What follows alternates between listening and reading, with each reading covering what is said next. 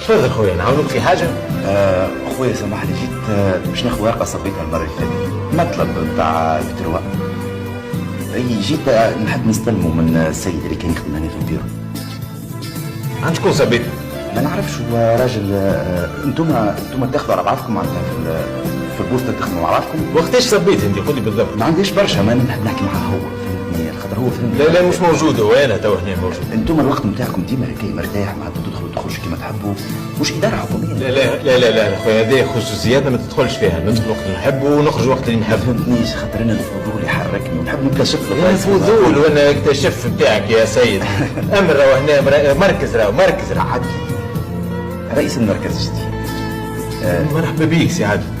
سي ناصر، تسمع بها قداسة العمل، الانضباط، النجاعة، المردودية، القلب قد الريق.